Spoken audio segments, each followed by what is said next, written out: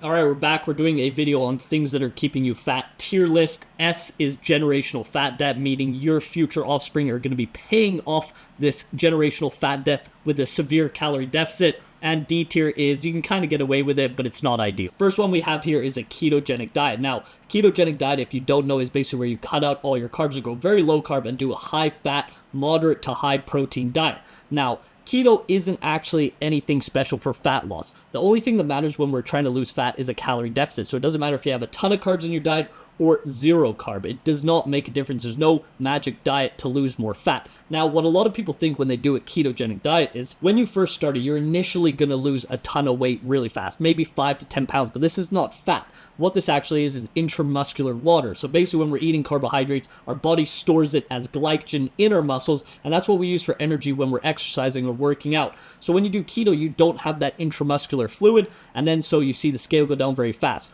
What happens is when a lot of people do this diet is they first see that initial drop in weight, they get all excited, and then what happens is your mood starts to get lower because your body needs carbohydrates for energy, and so does your brain. So what happens is, as I said, your mood gets lower, you have less energy, and people end up getting really high cravings and usually end up binge eating. So keto isn't necessarily bad because you can still lose fat, but I wouldn't recommend it for most people if you're trying to build a lean, muscular physique and lose fat for a prolonged period of time. So it's going to go in the B tier. Next, we have alcohol, or having a little drinky poo, or maybe even binge drinking for some of you on the weekends. Now, alcohol, for one shot of most hard liquors, it's at least 100 calories. If you're mixing that with a soda, it's even more. You're looking at 200 calories plus the sugar every single drink, and most people are not going out and having 1 or 2 drinks. They're usually having 3, 5, maybe even 10 if they're really going crazy. So not only does liquor have a ton of extra calories, but when you drink alcohol, number one, afterwards you don't sleep properly. You don't actually go into the full sleep cycles. So if you've ever had a couple drinks and you've tracked your sleep with like a Whoop or a Apple Watch or an Oura Ring, you'll notice that your recovery is extremely low because basically your eyes are just closed and you're not actually going into REM sleep. Not only that, your hormones take a massive hit as well. So it takes a long time for your hormones to recover after being suppressed by alcohol. So if you have over 3 drinks, I believe it is, it takes about a week for your hormones to get back to baseline. So not only are you gaining fat, eating more or drinking more calories, but also your hormones are decreasing, and having a high testosterone level is very important if we actually want to be losing fat and building muscle. So alcohol is definitely going into the S tier in terms of things that are keeping you fat. Running and only focusing on cardio for fat loss. Now, if you go outside in any major city or maybe even in your neighborhood, what you're going to see is a lot of people that are kind of chubby running. Now, the thing is if you're just focusing on doing a ton of cardio or running for fat loss, you're missing out on one of the biggest variables, which is a calorie deficit. If we don't have that calorie deficit, it's going to be very difficult to actually create it from running alone. And the problem with running is it's very high impact. So that means when you do run a lot, you're going to be very, very sore, and it's going to be hard to do consistently for a long time. What you're actually better off doing is doing something like a low intensity cardio, like incline walking on a treadmill, Stairmaster, or a slower bike ride, and then mixing in a little bit of running if that's something you want to pursue. So most people struggle to stay consistent. We're not all David Goggins. We can't do 100-kilometer runs or 100-mile runs to lose fat. So can you lose fat running? Yes, but most people are not going to be able to be consistent for long enough by strictly focusing on running, so that's also going to go in the B tier. Next up, we have being lazy or not being very active during the day, especially if you have a sedentary job. Now, if you didn't know, if you do 10,000 steps per day, that's burning roughly 300 to 500 calories. And the best part about doing 10,000 steps or just being more active on a day-to-day basis, it's one of the easiest ways to lose fat compared to running.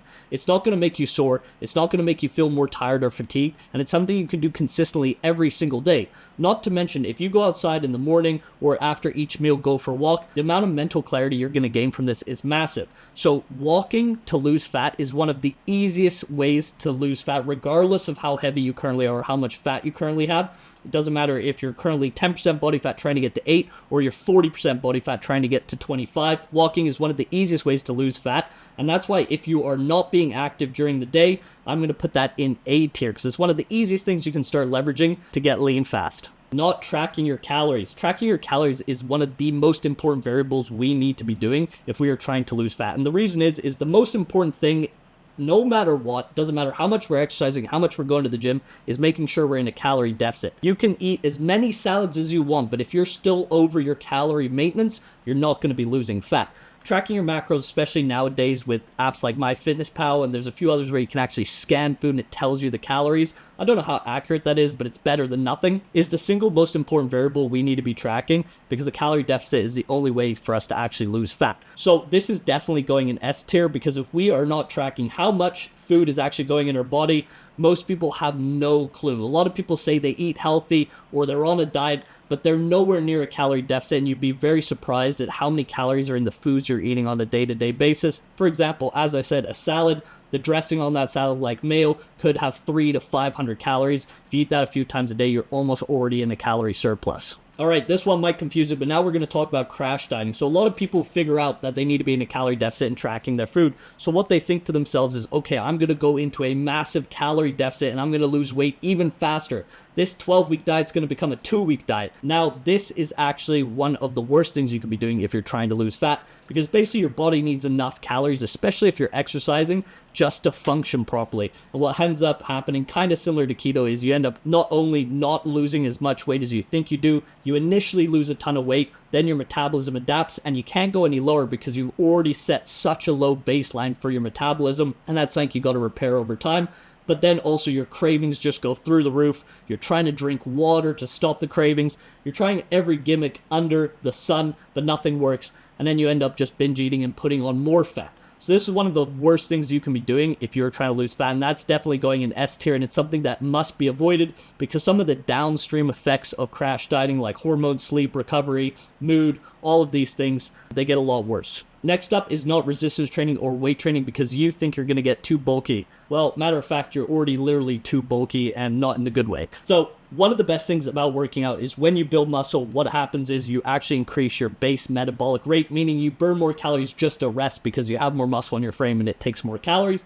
Meaning when you diet, you can actually eat more food and the diet becomes less unbearable. Not to mention that when you work out and resistance train, and especially if you're pushing yourself and training with intensity, you can be burning anywhere from 300 to 700 calories per workout. In comparison, if you were to do that with low intensity cardio, that can take anywhere from 30 to 90 minutes, which is you doing the exact same thing for an hour plus straight, which is extremely boring.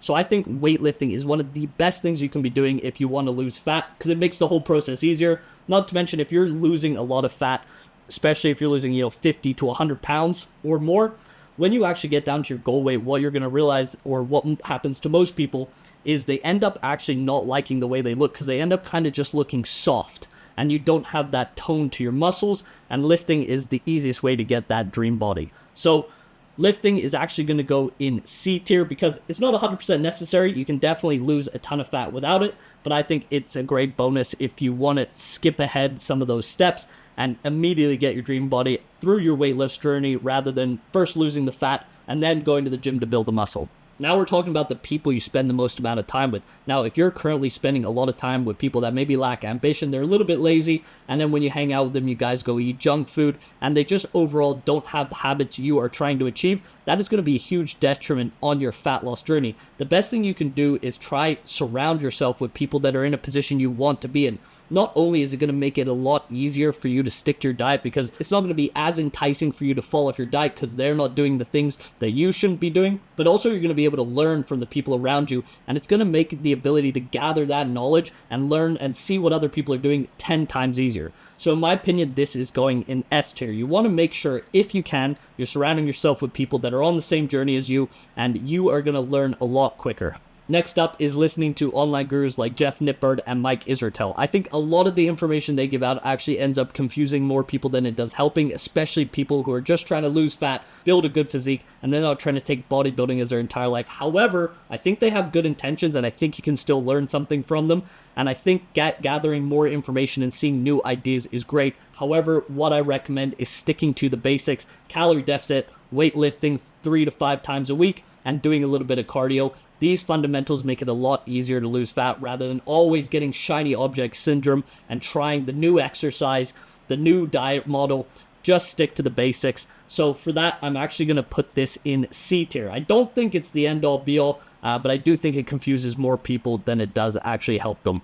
eating healthy snacks. Now, what you need to realize is these snacks are actually extremely dense in calories and they add up a ton over the day. And the thing is when you're snacking, you're not actually sitting down to eat a meal like you normally would. So you're not actually mentally thinking about the amount of calories or what you're eating. You're just thinking, oh, it's just a little snack here, just a little snack there, just a handful of nuts here. What you don't realize is these can add up to hundreds and hundreds of calories per day, maybe even 1,000, which is automatically putting you in that calorie surplus, making fat loss impossible. What you need to do instead is make sure your meals are composed of whole foods, meaning that they're single ingredients. So rice is rice, potatoes are potatoes, a steak is a steak. Make your meals full of those and also make sure you're increasing your vegetable intake so the volume of your meals is higher. Therefore, you're going to be more satiated and eat smaller, more frequent meals. So instead of eating 2 big meals a day or 1 big meal, eat 4 or 5 smaller meals. That way you have more eating windows and you're more satiated. So for this one, snacking is going in A tier because this is a sneaky one